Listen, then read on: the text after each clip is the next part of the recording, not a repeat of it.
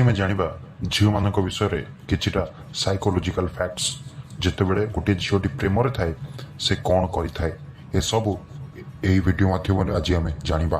ଯେତେବେଳେ ଝିଅମାନେ ପ୍ରତ୍ୟେକ ବିଷୟ ଉପରେ କାନ୍ଦନ୍ତି ସେତେବେଳେ ବୁଝନ୍ତୁ ଯେ ସେହି ଝିଅଟି ଅତ୍ୟନ୍ତ ସମ୍ବେଦନଶୀଳ ଏବଂ ହୃଦୟରେ ଭଲ, ସେ କାହାକୁ ଆଘାତ କରିପାରିବ ନାହିଁ। ଯଦି ଗୋଟିଏ ଝିଅ ଆତ୍ମସମ୍ମାନ ବିଷୟରେ କଥାବାର୍ତ୍ତା ଆରମ୍ଭ କରେ ତେବେ ବର୍ତ୍ତମାନ ସେ କାହା ଦ୍ୱାରା ଦମନ କରିହେବ ନାହିଁ କିମ୍ବା ସେ ଅନ୍ୟ କାହା ପାଇଁ ନିଜକୁ ଆଘାତ ମଧ୍ୟ କରିବ ନାହିଁ।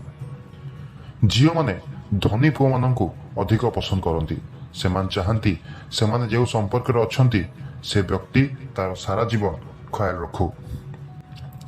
ଝିଅମାନେ ଏହାକୁ ପସନ୍ଦ କରନ୍ତି ନାହିଁ ଯେ ତାଙ୍କ ପ୍ରେମିକ କିମ୍ବା ସ୍ୱାମୀ ତାଙ୍କ ବ୍ୟତୀତ ଅନ୍ୟ କୌଣସି ଝିଅ ବିଷୟରେ ପ୍ରଶଂସା କରୁ କିମ୍ବା କଥାବାର୍ତ୍ତା କରୁ। ପୁରୁଷଙ୍କ ତୁଳନାରେ ଝିଅମାନେ ମଲ୍ଟିଟାସ୍କିଂ କରନ୍ତି। ସମସ୍ତେ ଏହା ଜାଣନ୍ତି। ଏହା ସମ୍ପୂର୍ଣ୍ଣ ଭାବେ ଏକ ସତ୍ୟ ତଥ୍ୟ। ଝିଅମାନେ ପୁଅମାନଙ୍କ ଅପେକ୍ଷା ଶୀଘ୍ର ଡରିଯାଆନ୍ତି।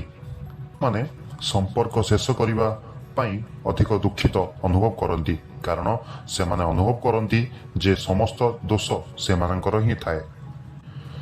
ଯନ୍ତ୍ରଣା ସହିବାର କ୍ଷମତା ପୁରୁଷଙ୍କ ଅପେକ୍ଷା ମହିଳାମାନଙ୍କ ଠାରେ ଢେର ଅଧିକ। ଝିଅମାନଙ୍କର ନିଶ୍ୱାସ ନେବା ହାର ପୁରୁଷଙ୍କ ତୁଳନାରେ କମ୍ ଅଟେ। ପୁଅମାନଙ୍କ ଅପେକ୍ଷା ଝିଅମାନେ ଅଧିକ ଭାବପ୍ରବଣ ଅଟନ୍ତି କାରଣ ସେଥିରେ ତାଙ୍କର ଅଧିକ ହରମୋନ୍ ଥାଏ। ଝିଅମାନେ ପୁଅମାନଙ୍କ ଅପେକ୍ଷା ଅଧିକ କଥା ହୁଅନ୍ତି କିନ୍ତୁ କେବଳ ସେମାନଙ୍କ ସହିତ ଯେମାନଙ୍କ ସହିତ ସେ କମ୍ଫର୍ଟେବଲ। ଯଦି ସେ କାହା ସହିତ କମ୍ଫର୍ଟେବଲ ନୁହେଁ ତେବେ ସେ ସମ୍ପୂର୍ଣ୍ଣ ଭାବେ ନୀରବ ରୁହନ୍ତି।